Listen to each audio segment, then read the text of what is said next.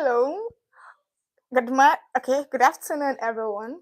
Welcome to today's reading. This is day 2 of our 48-hour reading challenge. And oh my god, was I tired yesterday? So much. Oh god, I was so tired yesterday. Like, you all left me to go to bed. Not nice. So, yeah, we've gotten the book we are reading, and the book we are reading is How to Win Friends.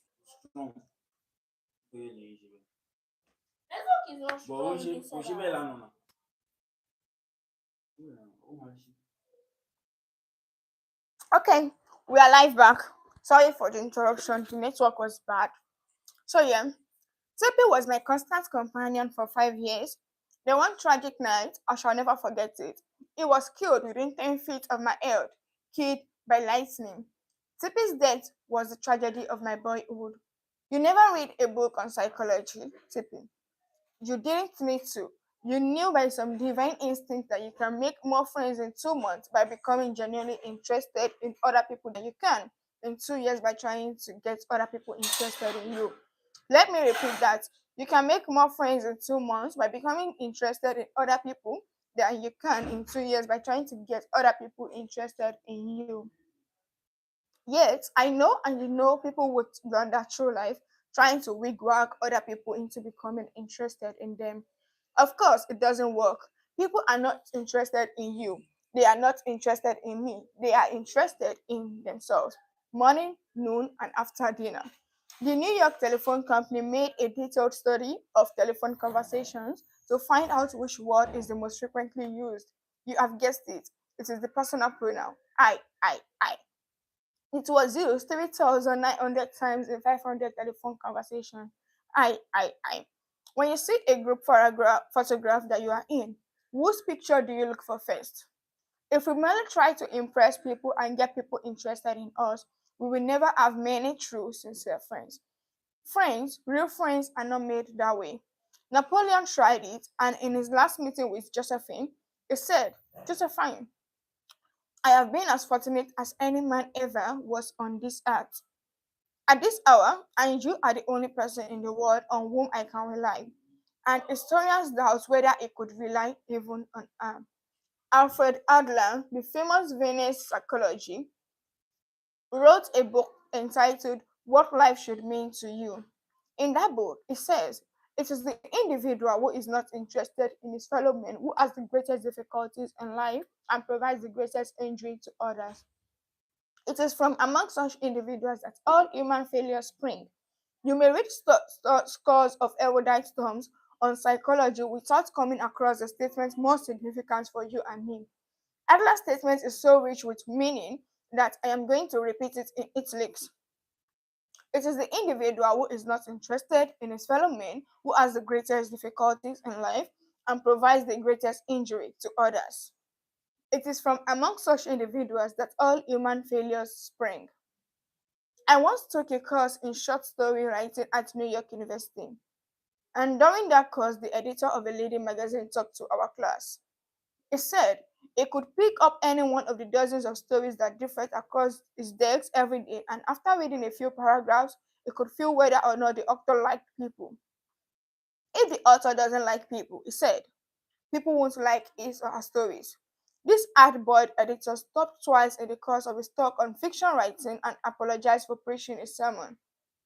I am telling you, he said, the same things your preacher would tell you, but remember, you have to be interested in people if you want to be a successful writer of stories.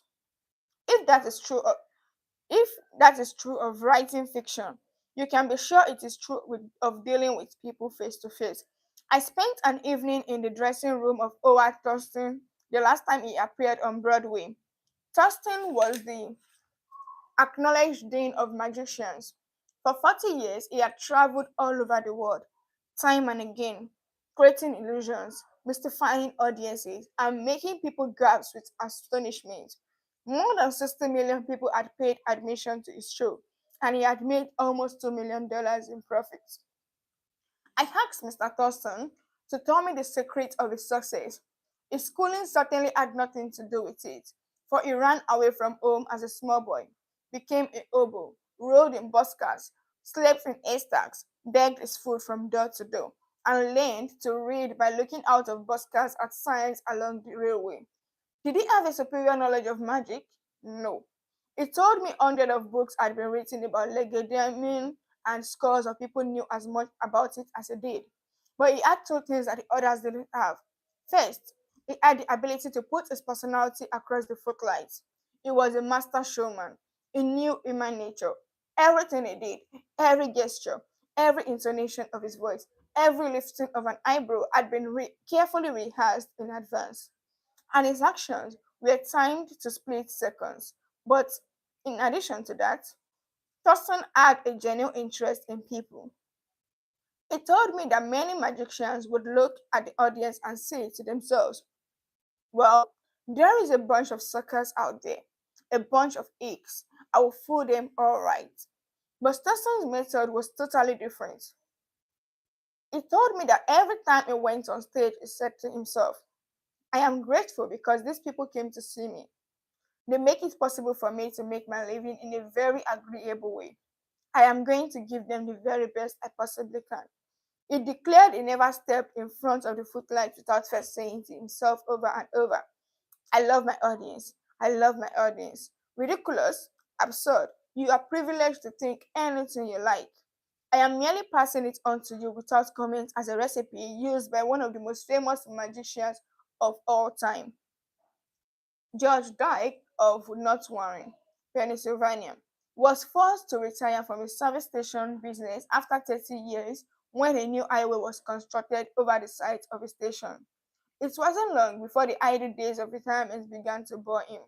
So he started filling in his time, trying to play music and talk with many of the accomplished fiddlers. In his humble and friendly way, he became generally interested in learning the background and interest of every musician he met. Although he was not a great fiddler himself, he made many friends in this pursuit. He attended competitions and so became known to the country music fans in the eastern part of the United States as Uncle George, the fiddle scrapper from Kinswa Country. When we had Uncle George, he was 72 and enjoying every minute of his life.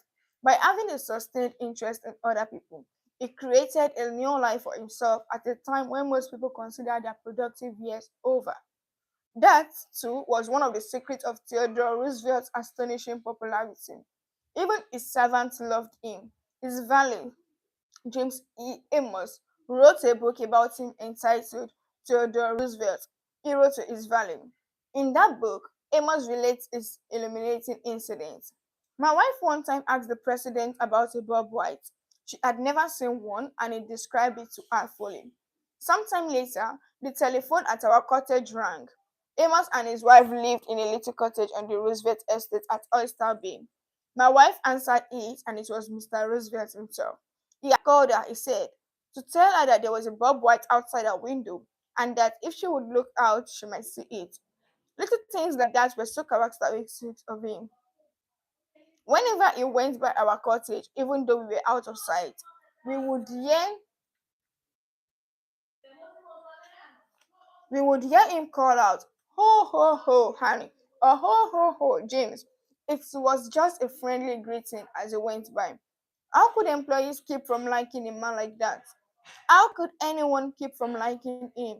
Roosevelt called at the White House one day where the president and Mrs. Taft were away. His honest liking for humble people was shown by the fact that he greeted all the old White House servants by name, even the scullery maids. But when he saw Alice, the kitchen maid, rice as she bought, he asked her if she still made cornbread. Alice told him that she sometimes made it for the servants, but no one ate it upstairs. The show bad taste, Roosevelt boomed, and I'll tell the president so when I see him. Alice brought a piece to him on a plate, and we went over to the office, eating it as he went and greeting gardeners and laborers as he passed. He addressed each person just as he had addressed them in the past. Like Hoover, who had been head usher at the White House for 40 years, said with tears in his eyes, "It is the only happy day we had nearly 2 years, and not one of us would exchange it for $100 bill." The same concern for the seemingly unimportant people helped sales representative Edward M. Sykes, Jr. of Chatham, New Jersey, retain an account. Many years ago, he reported, I called on customers for Johnson& and Johnson in the Massachusetts area. One account was a drugstore in Ingham. Whenever I went into the store, I would always stop with the soda clerk and sales clerk for a few minutes before talking to the owner to obtain his order. One day, I went up to the owner of the store and he told me to leave as he was not interested in buying J&J products anymore because he felt they were concentrating their activities on food and discount stores to the detriment of the small drugstore. I left with my tail between my legs and drove around the town for several hours. Finally, I decided to go back and try at least to explain our position to the owner of the store. When I returned, I walked in and as usual said hello to the soda clerk and sales clerk. When I walked up to the owner, he smiled at me and welcomed me back. He then gave me double the usual order. I looked at him with surprise and asked him what had happened since my visit only a few hours earlier. He pointed to the young man at the soda fountain and said that after I had left, the boy had come over and said that I was one of the few salespeople that called on the store that even bothered to say hello to him and to the others in the store. He told the owner that if any salesperson deserved his business, it was I. The owner agreed and remained a loyal customer. I never forgot that to be genuinely interested in people is the most important quality for a salesperson to possess, for any person for that matter. I have discovered from personal experience that one can win the attention and time and cooperation of even the most sought after people by becoming genuinely interested in them. Let me illustrate. Years ago, I conducted a course in fiction writing at the Brooklyn Institute of Arts and Sciences, and we wanted such distinguished and busy authors as Kathleen Norrie, Fanny Hurst, Ida Tabel, Albert to come to Brooklyn and give us the benefits of their experiences. So we wrote them, saying we admired their work and we were deeply interested in getting their advice and learning the secrets of their success. Each of these letters was signed by about 150 students. We said we realized that these authors were busy, too busy to prepare a lecture. So we enclosed a list of questions for them to answer about themselves and their method of work.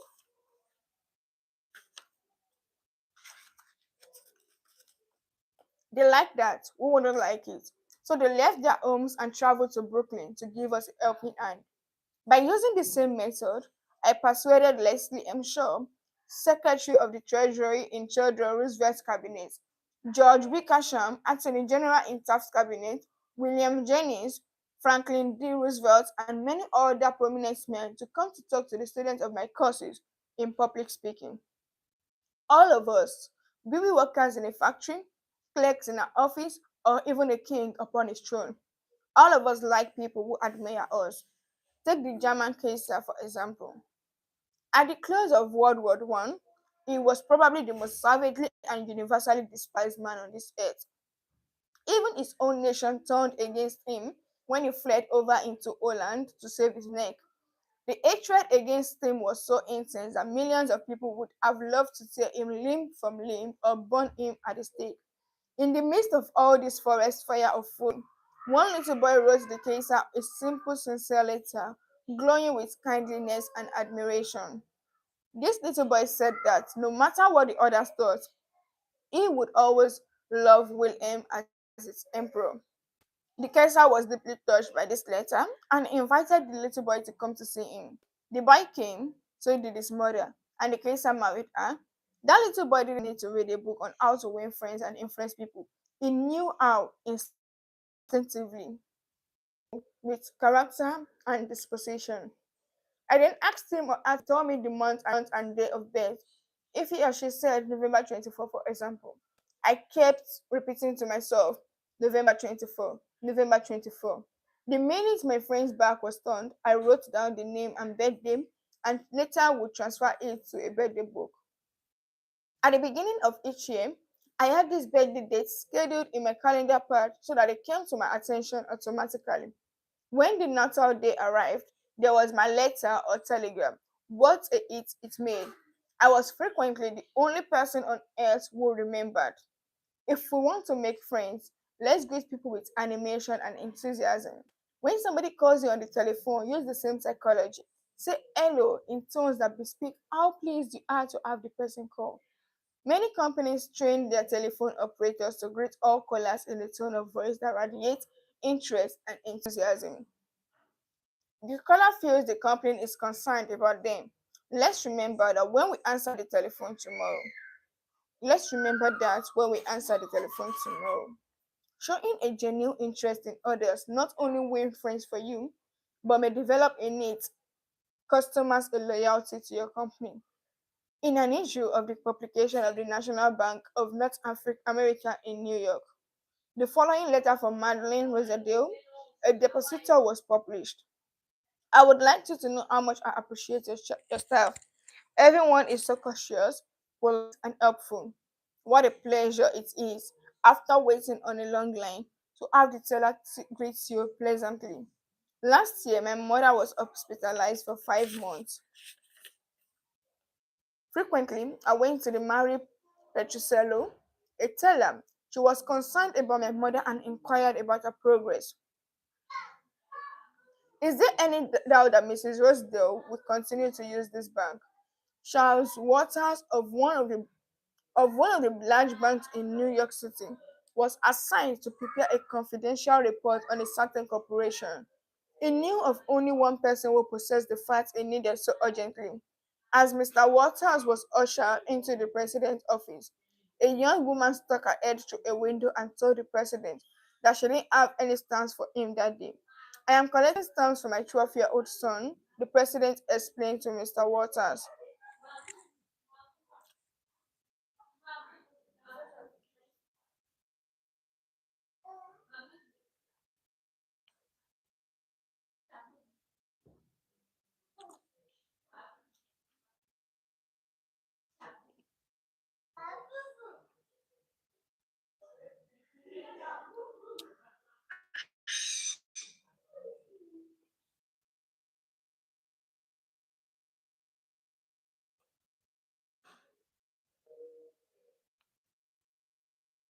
And asking questions. The president was vague, general, nebulous. He didn't want to talk, and apparently nothing could persuade him to talk. The interview was brief and boring. Frankly, I didn't know what to do, Mr. Waters said as he related the story to the class. Then I remembered what his secretary had said to him: stamps, 12-year-old son. And I also recalled that the foreign department of our bank collected stamps. Stamps taken from letters pouring in from every continent washed by the seven seas.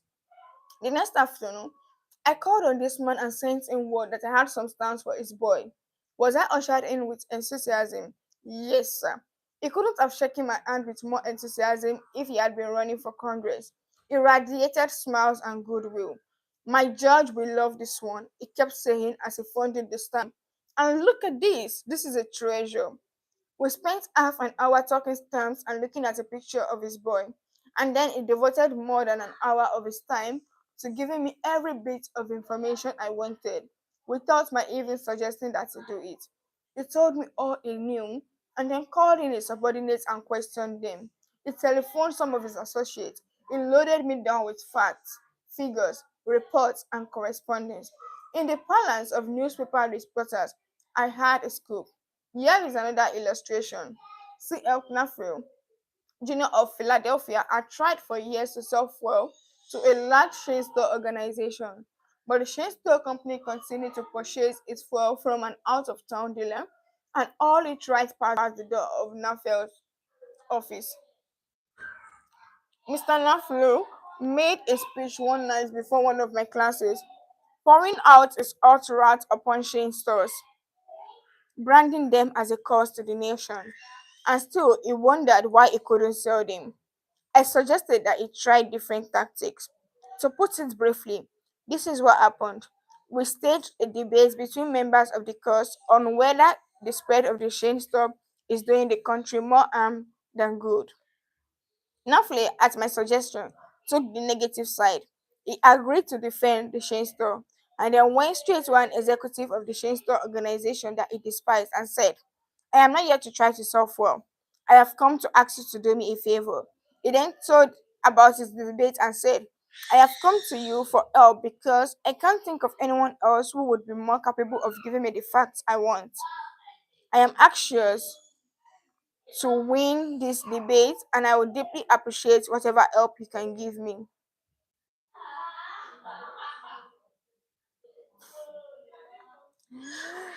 I had asked this man for precisely 1 minute of his time. It was with that understanding that he consented to see me. After I had stated my case, he motioned to me to a shame and talked to me for exactly 1 hour and 47 minutes. He called in another executive who had written a book on chain stores. He wrote to the National Chain Stores Association and secured for me a copy of a debate on the subject. It feels that the chain store is rendering a real service to humanity. Thank you, Miss Tura. What I want is fried rice and chicken. Thank you, Marifat. Welcome. It feels that the chain store is rendering a real service to humanity. It is proud of what it is doing for hundreds of communities. Its eyes fairly glowed as it talked, and I must confess that it opened my eyes to things I had never even dreamed of. It changed my whole mental attitude. As I was leaving, he walked with me to the door, put his arm around my shoulder, wished me well in my debate, and asked me to stop in and see him again and let him know how I made out. The last words he said to me were, Please see me again later in the spring. I should like to place an order with you for 4. To me, that was almost a miracle. Yeah, it was offering to buy fuel without my even suggesting it. I had made more headway in 2 hours by becoming genuinely interested in him and his problems than I could have made in 10 years trying to get him interested in me and my product. You didn't discover a new truth, Mr. Nafu. For a long time ago, 100 years before Christ was born, we were interested in others when they are interested in us. A show of interest, as with every other principle of human relations, must be sincere. It must pay off not only for the person showing the interest, but for the person receiving the attention. It is a two-way street, both parties benefit. Martin Ginsberg, who took our course in Long Island, New York, reported how the special interest a nurse took in him profoundly affected his life. It was Thanksgiving Day and I was 10 years old. I was in a welfare ward of a city hospital and I was scheduled to undergo major orthopedic surgery the next day. I knew that I could only look forward to months of confinement. This is the book we are reading. My father was dead. My mother and I lived alone in a small apartment and we were on welfare. My mother was unable to visit me that day. As the days went on, I became overwhelmed with a feeling of loneliness, despair, and fear. I knew my mother was at home alone worrying about me, not having anyone to be with, not having anyone to eat with, and not even having enough money to afford a Thanksgiving Day dinner. The tears welled up in my eyes, and I stuck my head under the pillow and pulled the covers over it. I cried silently, but oh, so bitterly, so much that my body racked with pain. A young student nurse heard my sobbing and came over to me. She took the covers off my face and started wiping my tears. She told me how lonely she was, having to work that day and not being able to be with her family. She asked me whether I would have dinner with her. She brought 2 trays of food, sliced turkey, mashed potatoes, cranberry sauce, and ice cream for dessert. She talked to me and tried to calm my fears. Even though she was scheduled to go off duty at 4 p.m., she stayed on her own time until almost 11 p.m. She played games with me, talked to me, and stayed with me until I finally fell asleep. Many Thanksgiving have come and gone since I was 10, but one never passes without me remembering that particular one and my feelings of frustration, fear, loneliness, and the warmth and tenderness of the stranger that somehow made it all bearable. If you want others to like you, if you want to develop real friendships, If you want to help others at the same time as you help yourself, keep this principle in mind.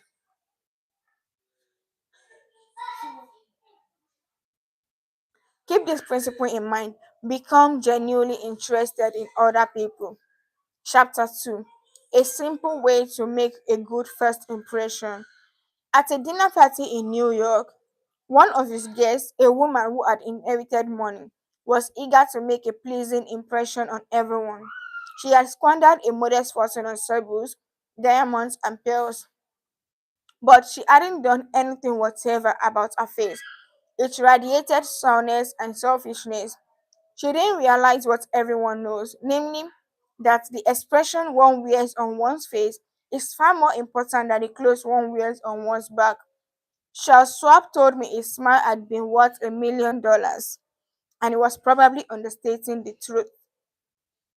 For Schwab's personality, his charm, his ability to make people like him were almost wholly responsible for his extraordinary success, and one of the most delightful factors in his personality was his captivating smile. Actions speak louder than words, and a smile says, I like you, you make me happy, I'm glad to see you. This is why dogs make such a hit. They are so glad to see us that they almost jump out of their skins. So naturally, we are glad to see them. A baby's smile has the same effect. Have you ever been in a doctor's waiting room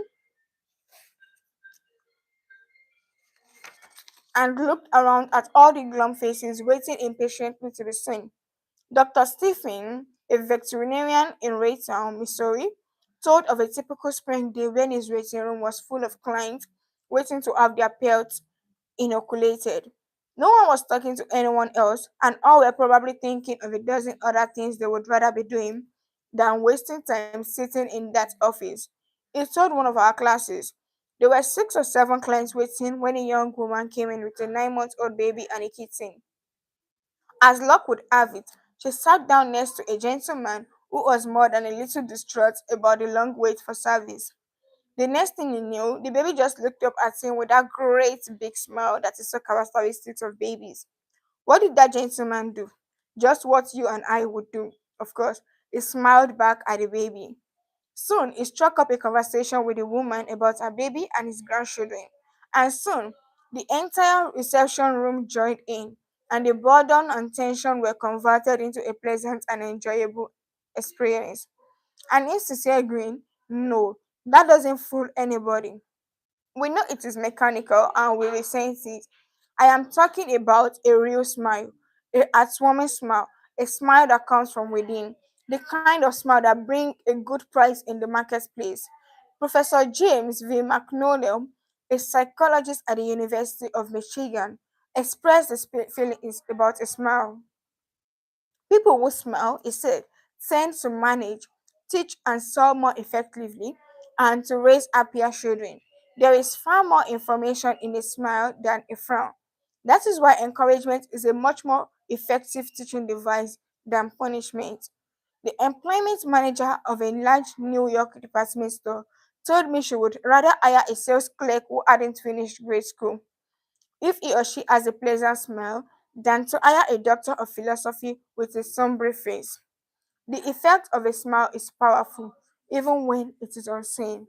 Telephone companies throughout the United States have a program called Phone Power, which is offered to employees who use the telephone for selling their services or products.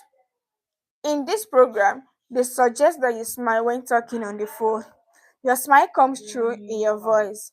Robert Cryer, manager of a computer department for a Cincinnati, Ohio company, told how he had successfully found the right applicant for a hard to fill position. I was desperately trying to recruit a PhD in computer science for my department.